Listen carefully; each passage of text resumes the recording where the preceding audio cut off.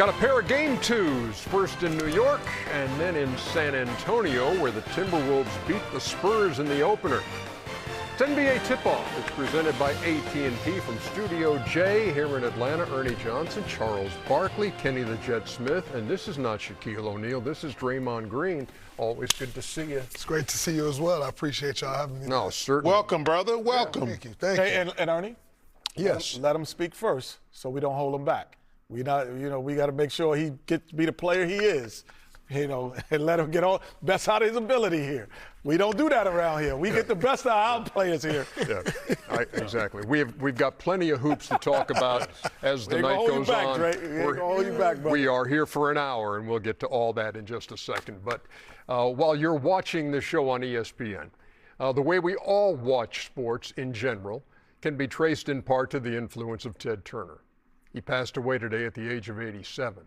And here in Atlanta, his name is revered by all of us who have had the chance to work for him. As you walk across the broadcast campus on our way to the studios, you will pass a large and colorful mural of Ted. It adorns the mansion, the original building that housed TBS and later CNN.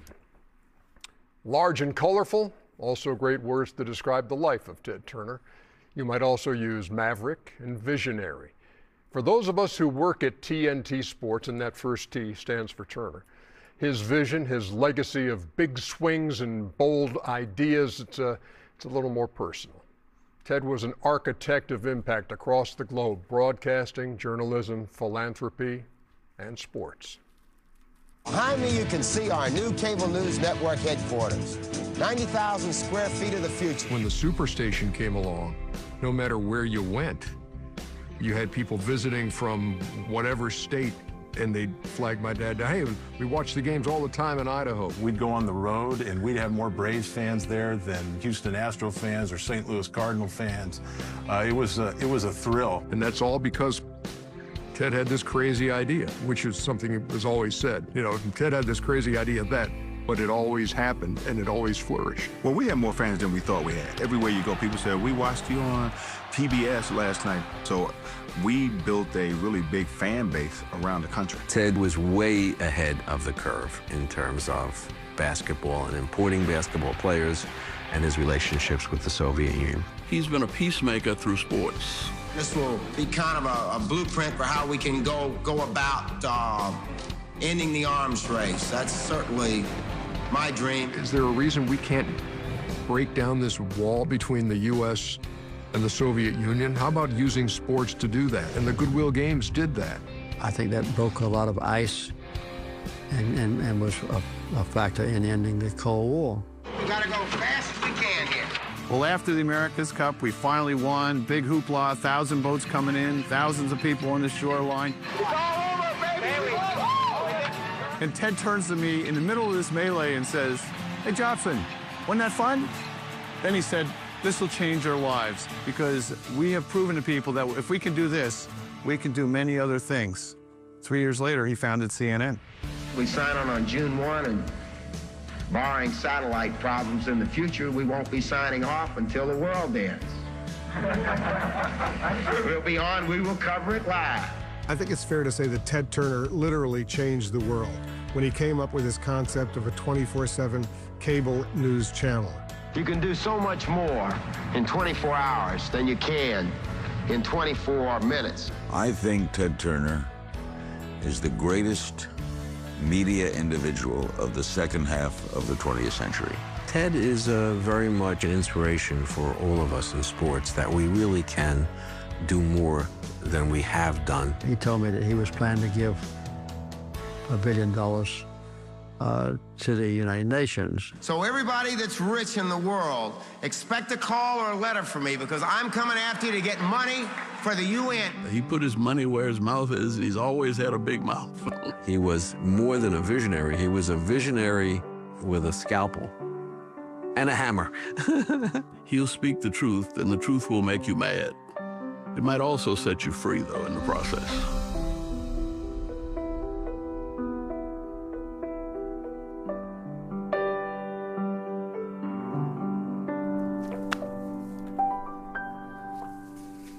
He was one of one, that's for sure. And you hear visionary. He was a pioneer. He was a trailblazer. He was an underdog, and he put his mind to something, and by golly, he made it happen.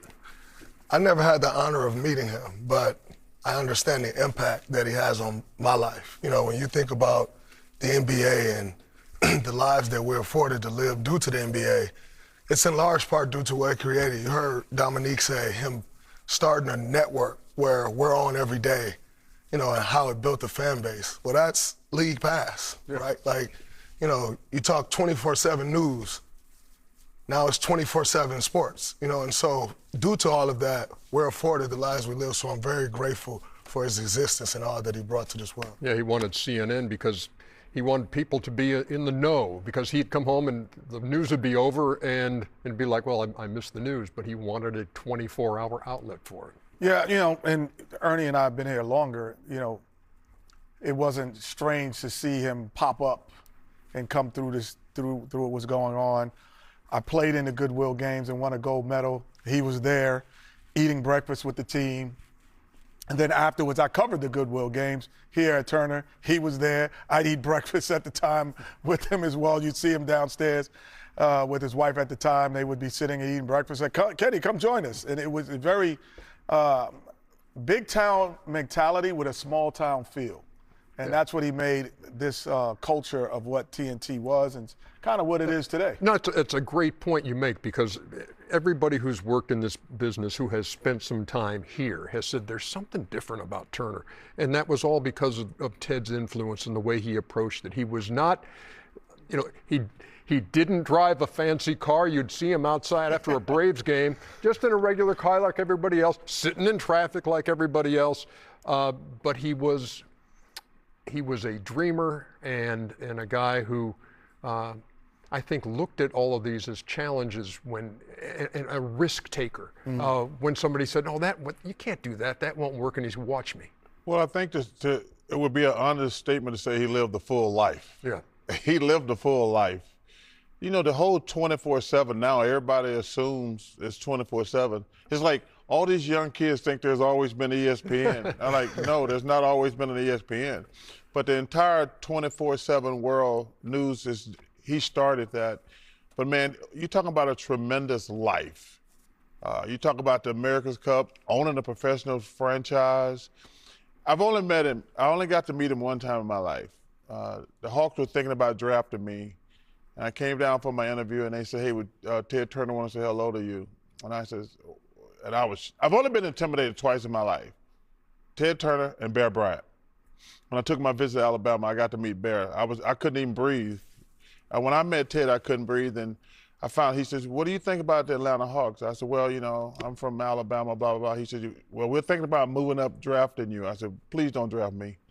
It's too close to my family and friends. They bugged me to death, and I wouldn't be able to be great at basketball." He says, "Are you serious?" I said, "Yeah." I said, "I want to be great at basketball. But if you have people, your family and friends around you all the time, it'll be a distraction." He says, "Okay, we won't," because they had to move up at that time. And he was so awesome to be around. And I only hear stories from people who've been here a long time, what a normal person he was. But man, you talk about lived a full, amazing, great life. He lived it. Yeah. The David Levy, who used to be our boss, and at one point was the lead guy in sales, worked very closely with Ted. And I talked to David today, and he told me the story, because the Goodwill games were really important to him. I mean, this was like he was a man of peace, and he thought the Goodwill games could lead that way. And David, as a sales guy, says, "Ted, we're going to lose like $15, $16 million on this." And according to David, Ted looked at him and said, "You think that's a lot of money? We're trying to save the world, man." That was Ted Turner. Yeah. He will be sorely missed. And all of us here, there's a very melancholy feel to the whole building today. Adam Silver, of course, of the NBA, is well aware of the impact that Ted had, and he said he was a true pioneer whose vision transformed modern media. Through the creation and development of Turner Broadcasting, Ted changed the way fans experience live sports and brought leagues like the NBA to a broader national and global audience. He was a passionate steward of our game for decades, both as a longtime owner of the Atlanta Hawks and a devoted partner who played an integral role in advancing the league's growth. On behalf of the NBA, I send my deepest condolences to Ted's family and friends. And one other quickie. This guy liked to win, okay? No matter what he did, whether that's America's Cup and he's sailing. Back when he bought the Braves, and the Braves were struggling, and they needed fans in the stands, so they had a bunch of gimmicks before games. One of those was to roll a baseball down the third base line to home plate with your nose. Okay, so Tug McGraw is going to do that for the Phillies who were in town. None of the Braves wanted to do it. Bob Hope is their legendary PR guy. He calls Ted upstairs. Ted's having dinner with Jesse Jackson. He finishes dinner, comes down, puts his uniform on, and rolls the ball against Tug McGraw and scrapes his nose up in the process and wins the race. NBA Tip-Off is presented by AT&T. Connecting changes everything. And we welcome you back. Let's talk hoop. If the Philadelphia 76ers are going to tie this series with the Knicks in Game 2, they're going to have to do it without Joel Embiid. Let's head to the Garden, where Lisa Salters is standing by, as if a 39-point loss in the opener were not enough. No Joel. What's the extent of this injury?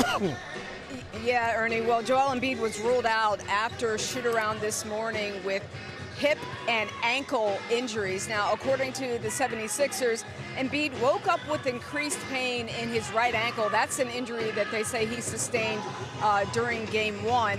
So he woke up with increased pain in his right ankle, but also increased pain in his right hip.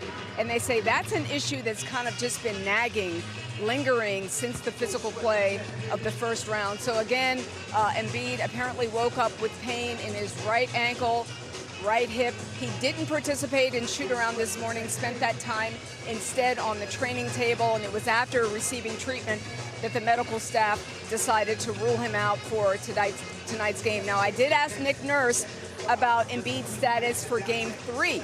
And Nick said, I don't know. He said right now Embiid is considered day-to-day. He said, I'm really just worried about Game 2 right now, but Embiid is day-to-day, so we'll have to wait and see for Game 3. And Andre Drummond will likely start in place of Joel Embiid for tonight's Game 2, Ernie. Lisa Salters, thank you very much as she joins us live from Madison Square Garden. So, wow. Look, you know how much this guy loves to play. You know how much he has been limited in how much he can play. Now, what's Philly doing? Well, I mean, if you're Philly, you've had practice all year because he missed the bulk of the season. And so I think you'll see more VJ Edgecombe. And I think Paul George will get more involved. Obviously, Maxi's going to do what he do. But, you know, they've been preparing for this. It's unfortunate, though. I feel really bad for Joel. Like you said, you know how much he wants to play. You've seen the emotion coming out at the end of that last series against Boston. But you also had to question and wonder if he'd be healthy enough to make it through these series. You know, the playoffs are far more physical than the regular season, and he's just now getting back into that. So it's unfortunate. I feel bad for him, but I think Philly's equipped to still go out there and possibly win a game. I mean, for a night, yes. For a series, no.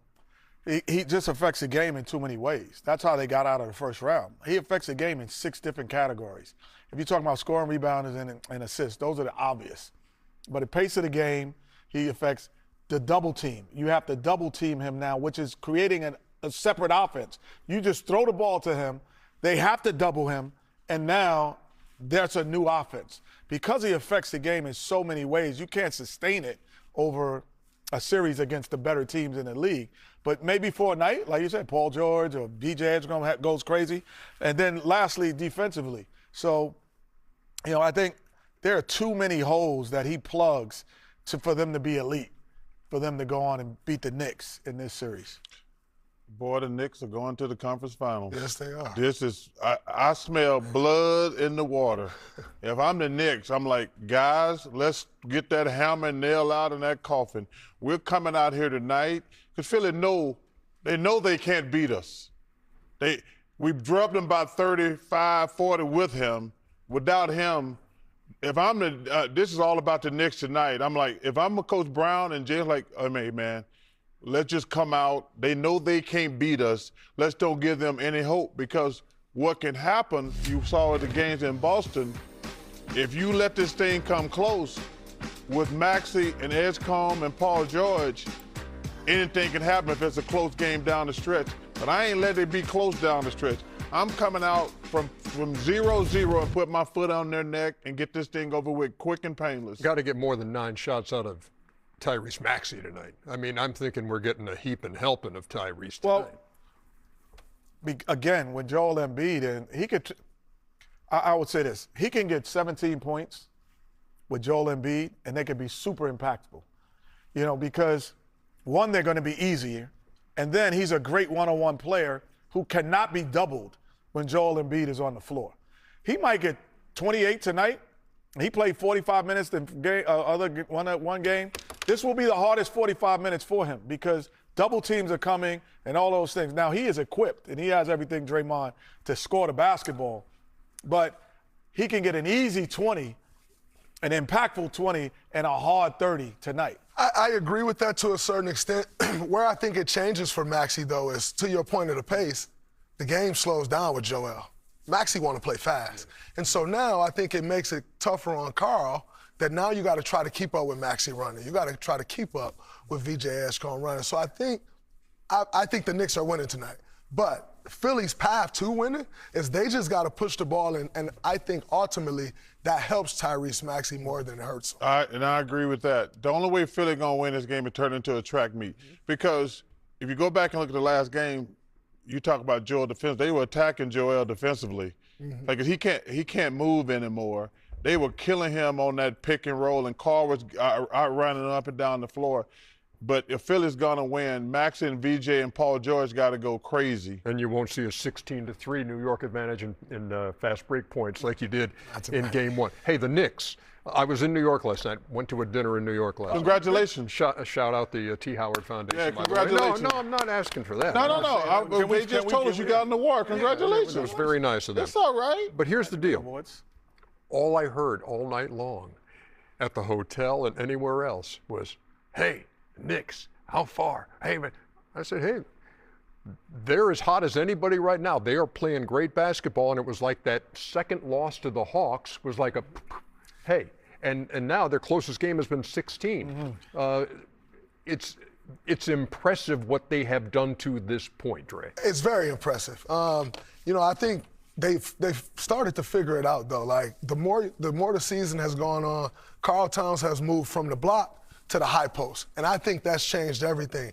I think that's allowed Jalen Brunson to get going more at different times. As opposed to him needing to pound the life out the ball, he's getting it off Karl Towns' hands, and he's getting straight into a move. I think that's changed this team a lot. But I'm going to tell you a problem the Knicks are going to have, and Kenny's going to hate this, but they win these games. You know, it's the second round of playoffs, and everybody's running around. They're having parades. They're trapping J.R. Smith outside of Madison Square Garden. Let's not have a parade before you win the thing, Knicks fans. But y'all do the same thing, and then y'all wonder why y'all players quit in the conference finals. They got the parade already. Hey, listen, I'm Ken NY, but I'm not Ken NY Knicks. I was trying to beat them, too. I was trying to beat them when I was in the league, too. So, but I tell you, the one thing, they are super hot. But the playoffs, you're super hot until you meet the matchup that slows you down. Because when you beat a team in a series, especially 7 games, and you start getting momentum in that series. Yeah. But it doesn't mean that the next series is going to happen. So, case in point, we played a series where they would never double pick and rolls. I came off lighting. I was lighting people up.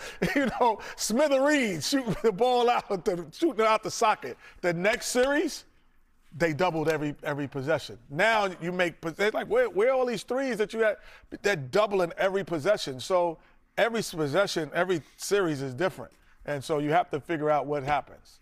Closest game they've played in the last 4 was a 16-point win over the Hawks. The other 3 by 29, by 51, and by 39. To the step. Oh, drops it in again. 5 straight for Ant. He's back. All the possessions we've had, all the defensive plays, it's a 1-point game. Mano, the 2 best players on the court. Ant settles for the 3. Right side, it's on its way. It's nothing but net. Nobody is blinking. This is a heavyweight fight. They are going at it. Oh, the shot blocked by Wemby. Shot rejected again by Wembanyama. 11 blocks, most in NBA playoff history. Now this is peak Victor Wembanyama defense. What a statement it would be to steal game 1 on the road. 55 seconds left to play, and the Wolves up by 4. Spin move in the paint, runs it up off glass and hits it. What a shot by Julius Randle. 3 seconds left, now with 2. Champagny moves to his left, fires a 3 at the buzzer. It's off the front rim, no good. The ball game is over. The Timberwolves have stolen game 1. I still feel young, and I was so excited to be out there with the guys, man. Just a resilient group, man. Like, throw any challenge at us, we're gonna fight through it. We're gonna find a way to win. Great job on the win. Defensively, great job. Wolves on 3. 1, 2, 3. Wolves. Man, that was a heck of a first game in that series. 19 lead changes, 17 ties, a record 12 blocks for Wemby, and the unexpected return of Anthony Edwards, who scored 18 off the bench. Minnesota took the opener by 2, and now we get set for game 2 in San Antonio. That's where we find George Sodano. George, so I was looking at the injury report, and it looked like on the Minnesota side, Ayo Dosunmu would be available. He's missed the last couple. But Anthony Edwards was still listed as questionable. What's up? Yeah, we don't know just yet about him, EJ. We're going to talk to Chris Finch here shortly and get the word, and once we get that, we'll pass it along to you. But this is a confident Wolves bunch because Edwards powered through that last game, and he called himself about 75%. But they are getting the reinforcements, as you mentioned, with Dosunmu, and they're not afraid of going in there and attacking Wemby. You know, TJ Shannon said it after the game in the postgame. He's like, look, he can't block them all. And speaking of Wembanyama, you know, he kind of looked back at the game and felt like there were certain things he could have done differently, certainly offensively specifically. He felt like he wasted a lot of energy, so I would venture to guess he'll be in the paint a little more. He also talked about just the end of the game going in a blip, right? And he played the most minutes he's ever played in a game at nearly 40 minutes, and he played, I want to say, the last 16 minutes or so. He says he wants to be a little more focused and present in those particular moments and that he can help his team. And look, they're up against it in this situation because the stats are not in their favor. A team that loses the first 2 at home, it's happened 38 times. They've only gone on to win the series 5 times, EJ. George, thank you very much. We appreciate that. As we look ahead to this game, the fight for victory presented by Modelo, here was the 4th quarter for the Timberwolves in game 1. They scored 35. Edwards had 11 points in the 4th quarter, again, coming off the bench in that game. And again, we'll see what his status is tonight for game 2. Wemby was otherworldly on the defensive end. George alluded to the fact that he said he thought he spent too much energy on things on defense and on things that really didn't help the team. How did you see his opener? I thought he was otherworldly in the first half defensively. I thought in the second half he looked tired. You got those guys, they're putting the body on him every play. They're putting the body on him offensively.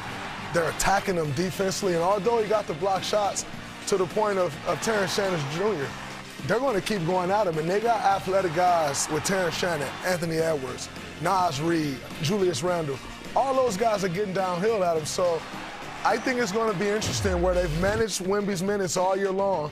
They're not going to be able to do that in the playoffs, and I can see him wearing down like he did in game 1. Yeah, 3 guys with double-digit blocks in a playoff game. Akeem and Andrew Bynum, in addition to Victor. Is that the game he dunked on Shaq? Victor Wembanyama. I think that is. I think it is. Before we hear from you two guys on this, 12 blocks, unless you're talking to Chris Finch.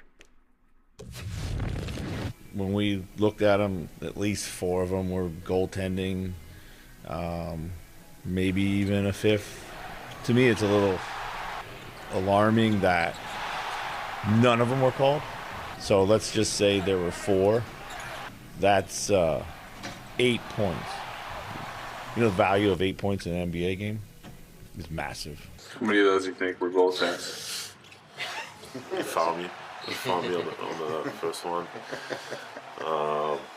But I mean, if you look at them, yeah, probably 3 or 4. Yeah. I wish I had that type of. I wish I had that type of treatment too. On the offensive side, Wemby did not have a big night. He was, 5 for 17? He missed all the threes he took, 0 for 8. In fact, he and De'Aaron Fox both failed to hit a three-pointer. Well, I'm so glad you said that, because to me, well, first of all, women shouldn't be taking 8 threes. That's too many threes for a 7'5" guy. You need to go down in the post where they have to double him and use his height to his advantage. But to me, it's De'Aaron Fox. He's the guy who's got to step up. You go back and look at that Portland series. Who was the guy who played great? We all make a big deal out of Wemby because he played fantastic. We love Castle. But if you actually look at the game, Fox was fantastic in those games, especially the games that Wemby, the one game he didn't play, or 2 games he didn't play, basically, or got hurt. But De'Aaron Fox, to me, is the guy. I thought the Spurs just came out flat. They hadn't played a competitive game in a while. I thought the same thing about Oklahoma City last night. I thought they came out flat. But I think they're going to play better because, to me, Minnesota didn't play great, and the Spurs played worse. You know, Anthony admitted, he said, I didn't play that good of a game. So, to me, this is when the series, I'm looking forward to watching tonight. But the one thing that bothers me about the Spurs, why didn't they play, why would you go from playing him X amount of minutes to 40? And because Dray said earlier, there's a lot more mental strain on you in the playoffs. There's a lot more physicality going on. They should have been ramping his minutes up. To go from playing him 30 minutes to 40 minutes, because like I say, let me give Minnesota some credit. Did somebody block my damn shot 12 times? I'm not sure. I'm going to keep going in there. I give them, Coach Finch, I don't know, I have no idea why he's talking about the goaltending. But give Minnesota, you're right, Ernie, that team is tough. They're confident. But, man, they don't care. You're going to have to keep blocking it, and I respect the hell out of it. Yeah, Jaden McDaniel says you just got to act like he's not there. And you know, Terrence Shannon says, look, I'm not going to stop going downhill. Well, you know. If you keep going, he'll get 20 blocks in a game. He's going to have to. He could. I mean, it's not that wouldn't be a stretch, honestly, you know, for him because of his size and length. However, you know, the other thing that I felt that the Spurs have a tough time with is matching up with Julius Randle. And he is typically, you know, when he's playing, he plays like a 5. And then when Naz Reid comes into the game and Gobert goes out, he plays like, but now it's like, who guards him? Is it Wemby?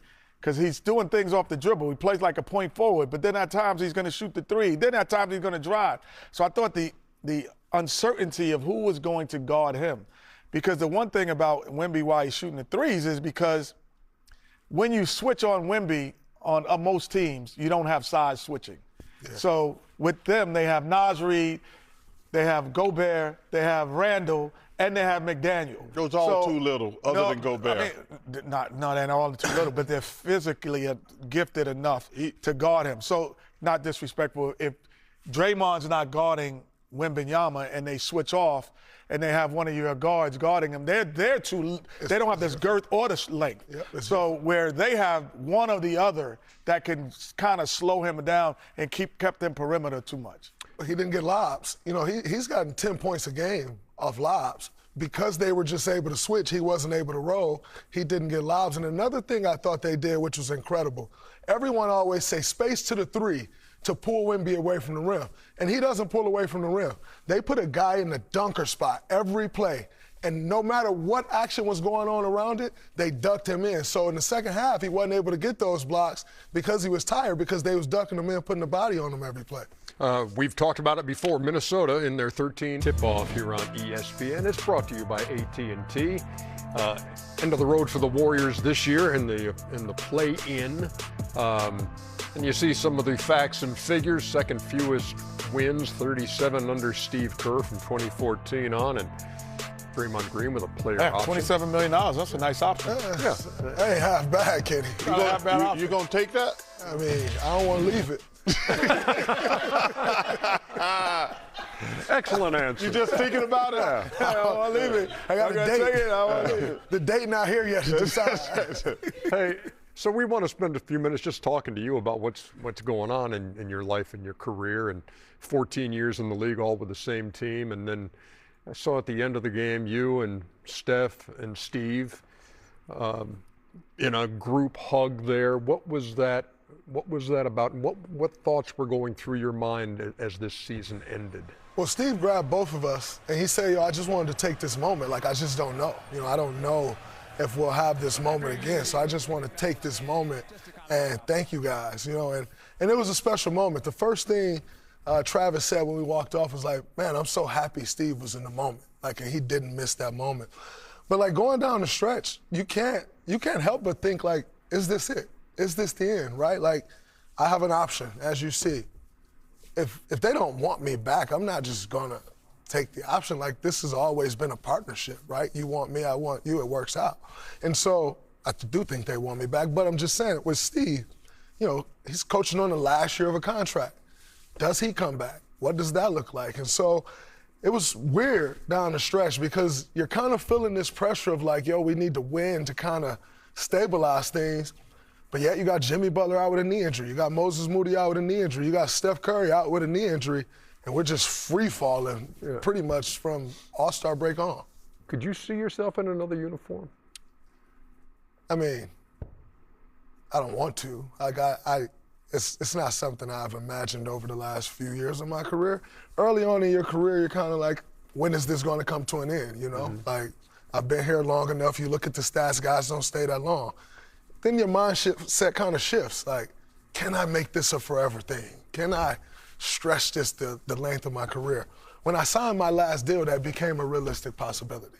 And so for me, no, I don't see myself in another uniform, but I am also understanding of this business and know that it takes them to want me as much as I want them in order for it to continue going. But the grass ain't always greener.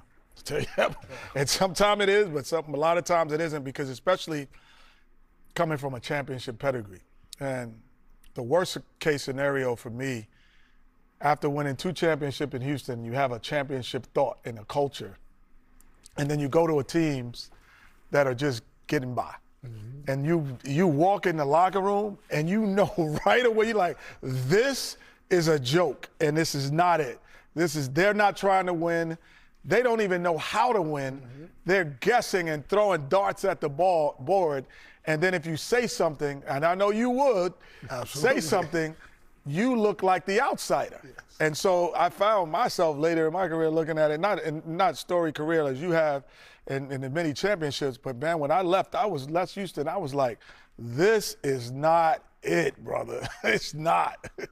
And I've heard that from everyone, and I've heard that the entirety of my career, like having veterans like Jermaine O'Neal, like a Jared Jack, like Carl Landry, Richard Jefferson, Sean Livingston, all of those guys, David West, they come in and be like, this ain't the real NBA.